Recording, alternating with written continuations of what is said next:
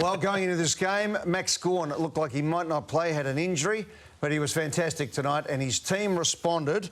The president gave him a cook. Everyone was under pressure, but Max stood tall and led his team to a 51-point victory. Go on, Maxie. Great to have you on board, mate.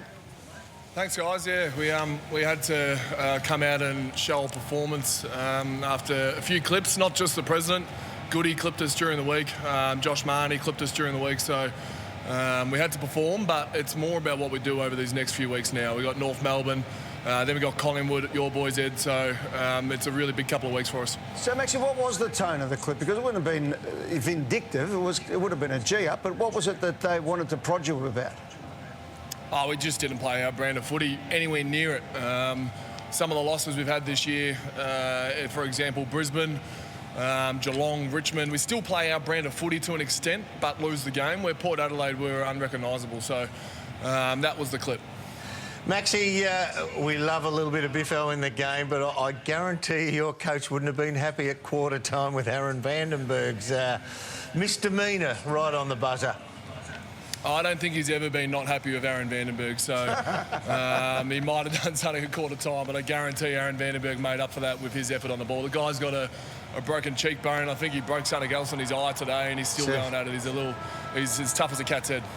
Yeah, he certainly is, isn't he? Well, he's a bull at it, isn't he? He just loves ripping in, and he kept at it all night. He had the head clash with young Keys, who's following in his footsteps as well. You must be impressed with I mean, he's not in your team, but you must be impressed with him as an opposition player, the way he's come on. Yeah, the midfielders looked at a few of their mids and which ones they had to be accountable for, and he definitely, his name popped up, obviously Crouch, Laird, these sort of names. So I thought, especially in that last quarter, Brayshaw, Petrarca and Oliver really got going. Max, you didn't look yourself tonight, your normal, healthy, fit self. How close were you to not playing? And did the captaincy play a role in that? Between me, you and everyone else that's watching the coverage, I did tear something in me upper sort of shoulder region. So I had to sort of be careful and get as much advice as possible. And we went to different people and got Darren Burgess, who's our sports boss, call all over the world trying to find people that have had the injury. And we come to a decision that I could probably play, and I trained relatively well on the day before the game, so yesterday, and was able to get out there. The first half did take me a while. At times I thought, why did I put my hand up? But I was able to get into it towards the end. So tell us specifically about what the injury is. I mean, those shoulders, they don't look like they're carrying a lot. Let's be honest. It's somewhere more in the lat region. Okay. So that upper back.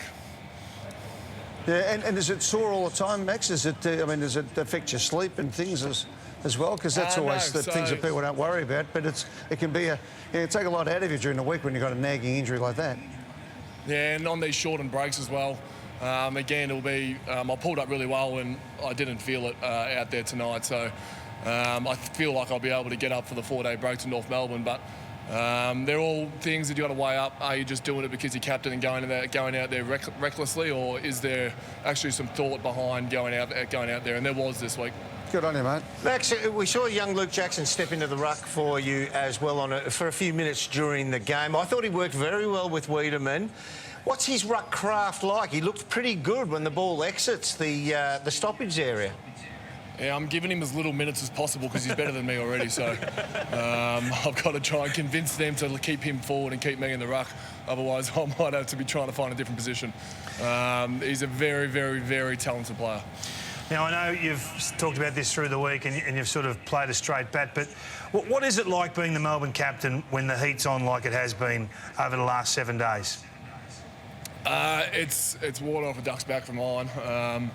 I love leading this club. I am annoyed with what this club, and myself included, has put in the last 10 years, minus that 1 year in 2018. And I plus the 21 blokes that were with me tonight and the 45 that are on the list want to change this culture. And we're going the right way about it tonight and so far this year, apart from that one little blip against Port. But I'm excited to lead this group forward. Did you have a chat with Clayton Oliver? Because it looked to me tonight like he'd become more expressive and more aggressive in his game, and taking the ball from inside out. To me, outside looking in, it looks like he was challenged to do more. Yeah, I actually took him for a few kicks.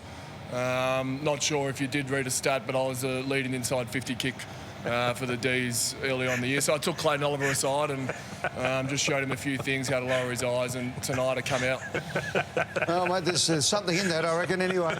Only Maxie. Hey, before we let you go, mate, tell me, was anything said, or what was the collective mindset at three-quarter time? You're 12 points up, could go either way, and then you went bang and fixed up this Adelaide Crow side, who are down. They had 9 changes into their side, so you needed to do something to really make it a credible win, and you did. It was exactly the game we wanted throughout. Adelaide beat us around the clearances early, which was probably something that we didn't want to happen, but that strong contested game is exactly what we thought we were going to get. Adelaide Oval normally brings that out, such a skinny ground, lots and lots of contests, and we knew we just had to wear them down. That last quarter was some pretty special play, but it only came because of what we were able to do in the first 3 quarters. It was indeed. Max, congratulations, mate. Thank you for being so expansive tonight. We always appreciate you coming here, mate, on Fox Footy and speaking so honestly and giving us an insight into the Melbourne Football Club and everything that's gone around you this week. Good on you, mate. Congratulations. Thanks, lads. You're a good man. Max Gawn, wasn't it a great interview? There's the captain of the club, sets it up. You walk away from that, if you're watching as a Melbourne supporter, going, right, OK, we've got the right people in the right positions. He's played with a bad injury. He's got on top of his opponent. The blokes around him started getting the ball. You go home. You sleep well tonight if you're a Melbourne supporter.